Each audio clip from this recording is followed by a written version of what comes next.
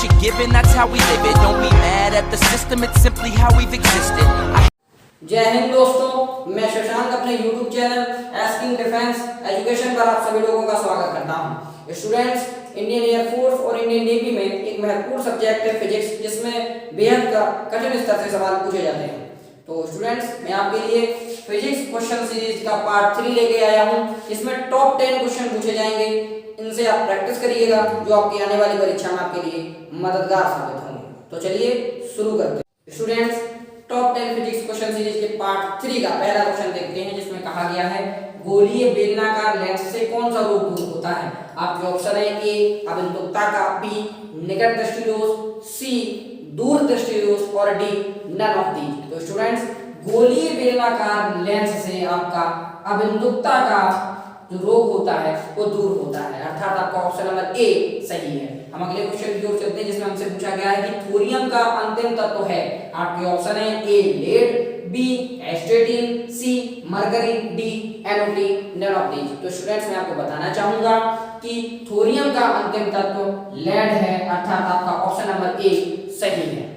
Students, question number 3 की ओर चलते हैं, जिसमें हमसे पूछा गया है पानी में छड़ी टेढ़ी दिखाई देती है क्यों। आपके ऑप्शन है ए परावर्तन के कारण, बी ऑप्शन है अपवर्तन के कारण, सी ऑप्शन है क्रांतिक कोण के कारण और डी ऑप्शन है नन ऑफ दीज। तो स्टूडेंट्स, मैं आपको बताना चाहूंगा कि पानी में जो छड़ी होती है वो टेढ़ी अपवर्तन के कारण दिखाई देती है, अर्थात आपका ऑप्शन नंबर बी है वो सही होगा। हम अगले क्वेश्चन की ओर चलते हैं, जिसमें हमसे पूछा गया है एक पतले प्रिज्म के लिए न्यूनतम विचलन कोण का मान क्या होगा यदि अपवर्तनांक 1.5 तथा अपवर्तन कोण 60 अंश है। आपके ऑप्शन है ए ऑप्शन में 1.5 - 1 × 60 डिग्री, बी ऑप्शन है 1.5 × 60 डिग्री, सी ऑप्शन है 1.5 × 120 डिग्री और डी है नन ऑफ दीज। स्टूडेंट्स, मैं आपको बताना चाहूंगा ये फॉर्मूला होता है जिससे आप 2 सेकंड में आंसर निकाल सकते हैं। आपको वो फॉर्मूला क्या होगा वो याद करना पड़ता है। आप देख लीजिएगा, न्यूनतम विचलन कोण का फॉर्मूला क्या होता है। न्यूनतम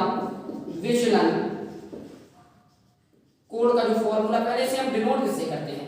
तो स्टूडेंट्स, न्यूनतम विचलन कोण को हम डेल एम से डिनोट करते हैं।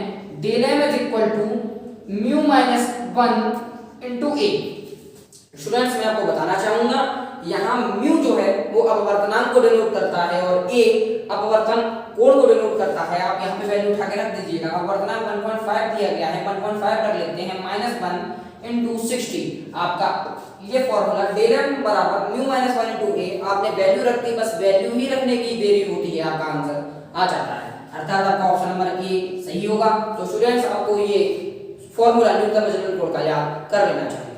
स्टूडेंट्स, क्वेश्चन नंबर 5 की ओर चलते हैं, जिसमें हमसे पूछा गया है अनिश्चितता का सिद्धांत किसने दिया है। आपके ऑप्शन है ए हाइजेनबर्ग ने, बी पॉली ने, सी बोर ने और डी प्लांक ने। तो स्टूडेंट्स, आपको पता होना चाहिए कि अनिश्चितता का जो सिद्धांत है वो हाइजेनबर्ग ने दिया था, अर्थात आपका ऑप्शन नंबर ए सही है। हम अगले क्वेश्चन की ओर चलते हैं, जिसमें हमसे पूछा गया है कि दो पिंड जिनके द्रव्यमान 1 ग्राम और 4 ग्राम है, वे समान गतिज ऊर्जाओं के साथ घूम रहे हैं, तो उनके रेखीय संवेगों का अनुपात क्या होगा। आपके ऑप्शन है ए 2:1, बी ऑप्शन 4:1, सी 1:2 और डी ऑप्शन 2:3। तो स्टूडेंट, इन सवालों को सॉल्व करना पड़ता है। अब समस्या इस बात की आती है कि सबसे सरलतम तरीका क्या होता है। तो आपको पता होना चाहिए कि गतिज ऊर्जा और संवेग में क्या संबंध होता है, के बराबर p²/2m। क्योंकि दो पिंड दिए गए हैं तो हम k1 मान लेते हैं या p1 और m1 मान लेते हैं। इसी प्रकार से दो पिंड है तो दूसरे की गतिज ऊर्जा k2 p2² होगा। ये दोनों एक दूसरे के बराबर हैं, तो ये वाले तत्व भी आपस में एक दूसरे के बराबर होंगे। तो यहाँ से लिख सकते हैं p1² m1 बराबर p2² m2। यहाँ से 2 से 2 कट जाते हैं, ये डिवाइड में आ जाता है, तो p1/p2 का होल स्क्वायर हो जाता है, इधर m1/m2 आ जाता है। अब आप गौर करिएगा, यहाँ पे आपका m1 की वैल्यू आपकी 1 है और m2 की वैल्यू आपकी 4 है। यहाँ p1/p2 का स्क्वायर है। जब आप स्क्वायर रूट निकाल लेते हैं तो p1/p2 बराबर 1:2, क्योंकि 4 का स्क्वायर रूट 2 होता है, तो 1:2 आ जाता है, अर्थात आपका ऑप्शन नंबर जो सी है वो सही है। तो स्टूडेंट्स, मैं आपको फिर बताऊंगा कि फिजिक्स में फॉर्मूले का लर्न होना बेहद इंपॉर्टेंट होता है, तो आप फॉर्मूले लर्न कर लीजिए। स्टूडेंट्स, एक और इंपॉर्टेंट क्वेश्चन है टॉप 10 सीरीज का कि यांत्रिक बल द्वारा 4 मीटर की ऊंचाई तक 100 किलोग्राम की वस्तु को उठाने में किया गया कार्य होगा। आपके ऑप्शन है ए 3900 जूल, बी ऑप्शन है 3920 जूल, सी ऑप्शन है 4200 जूल और डी ऑप्शन है 4220 जूल। तो स्टूडेंट्स, जब इस तरीके का सवाल दिया गया हो तो सबसे पहले हम ये देखते हैं कि हमें दिया क्या गया है। उन्होंने ऊंचाई दी है तो h बराबर हमारी 4 मीटर दी गई है, m बराबर हमारा 100 किलोग्राम दिया गया है और हमारा w पूछा गया है। तो स्टूडेंट्स, आपको पता होना चाहिए किया गया कार्य क्या होता है, फॉर्मूला क्या होता है। किया गया कार्य का फॉर्मूला होता है w बराबर mgh। तो m की वैल्यू आपकी 100 किलोग्राम दी गई है, g की वैल्यू आप जानते हैं, गुरुत्वाकर्षण गुरुत्वीय त्वरण होता है तो जिसकी वैल्यू 9.8 होती है जो कि नियत होती है, और h की वैल्यू आपकी 4 दी गई है। तो जब यहाँ पे आप मल्टीपल करेंगे तो आपके 980 × 4 हो जाएंगे। जब आप इसमें मल्टीपल करेंगे तो आपके 3920 जूल आ जाएगा, अर्थात आपका ऑप्शन नंबर बी सही है। तो स्टूडेंट्स, मैं फिर बताना चाहूंगा कि फॉर्मूले is most important in the numerical for physics. तो आपको न्यूमेरिकल के लिए फॉर्मूले तैयार होने चाहिए। Students, top 10 physics question series का क्वेश्चन नंबर 8 है, जिसमें हमसे पूछा गया है D2O अर्थात भारी जल का अणुभार होगा। आपके ऑप्शन है ए 22 AMU, बी ऑप्शन है 20 AMU, सी ऑप्शन है 24 AMU और डी ऑप्शन है 26 AMU। स्टूडेंट्स, आपको यह क्वेश्चन एकदम से लर्न होना चाहिए कि भारी जल अणुभार, भारी जल का जो अणुभार होता है वो 20 AMU होता है, अर्थात आपका ऑप्शन नंबर जो बी है वो सही होगा। हाँ, अगले क्वेश्चन की ओर चलते हैं, जिसमें हमसे पूछा गया है कि एक वैद्युत बल्ब जिसका विभवांतर 5 वोल्ट है और उसमें 10 एम्पीयर की धारा प्रवाहित हो रही है, तो विद्युत बल्ब की शक्ति क्या होगी। आपके ऑप्शन है ए 2 वाट, बी 50 वाट, सी 0.5 वाट और डी ऑप्शन है 25 वाट। तो स्टूडेंट्स, इन न्यूमेरिकल सवालों को लगाने के लिए सबसे पहले फॉर्मूला लर्न होना चाहिए। तो सबसे पहले हम शक्ति निकालने के लिए इससे पहले हमें प्रतिरोध निकालना पड़ता है। तो प्रतिरोध का फॉर्मूला होता है R बराबर V/I। यहाँ V की वैल्यू 5 वोल्ट दी गई है, I 10 एम्पीयर है। तो जब आप डिवाइड लगाएंगे तो 0.5 ओम निकल के आपका आ जाता है। यहाँ से आपको शक्ति निकालनी है, शक्ति बराबर होती है I²/R। तो आप I² जो है वो 10 का स्क्वायर कर देते हैं आप, R में वैल्यू 0.5 है। जब आप इसे सॉल्व करते हैं तो 100 का गुणा 0.5 में कर देते हैं, अर्थात आपका 50 वाट आंसर आ जाता है, यानी कि आपका ऑप्शन नंबर बी सही होगा। मैं स्टूडेंट्स फिर बताऊंगा, आपको न्यूमेरिकल सॉल्व करने के लिए फॉर्मूले का लर्न होना अति आवश्यक होता है फिजिक्स में। Students, top 10 physics question series के पार्ट 3 का लास्ट क्वेश्चन आपके सामने है, जिसमें पूछा गया है कि यदि दो तापक्रम सेल्सियस पैमाने पर 25 डिग्री सेंटीग्रेड के अंतर पर हैं तो फ़ारेनहाइट पैमाने पर इनका अंतर क्या होगा।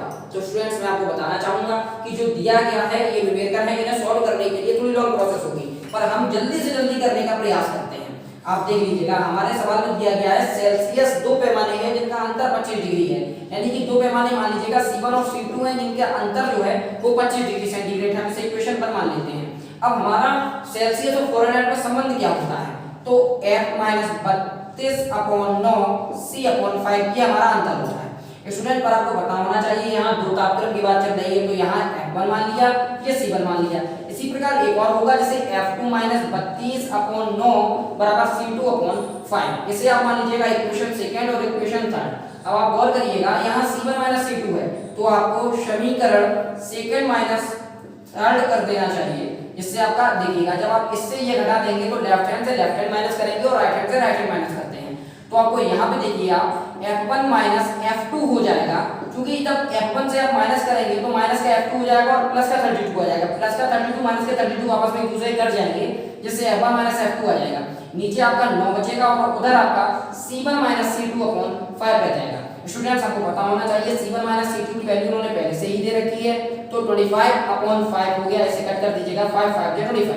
तो यहाँ से आपका बचता है F1 - F2/9 = 5।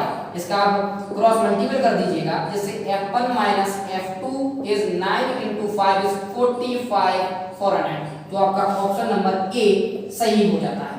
तो स्टूडेंट्स, मैं आपको बताना चाहूंगा इसमें कि यदि आपको यह फिजिक्स क्वेश्चन सीरीज पसंद आई हो, आपको क्वेश्चन जो मैंने दिए हैं या जिस तरीके से करवाया है, यदि आप उससे संतुष्ट हैं तो चैनल को लाइक कीजिएगा, सब्सक्राइब कीजिएगा और अपने दोस्तों को जरूर शेयर कीजिएगा, जिससे फिजिक्स कई लोगों तक पहुंचे। आपने इस पूरे वीडियो को देखा, इसके लिए आपका तहे दिल से धन्यवाद।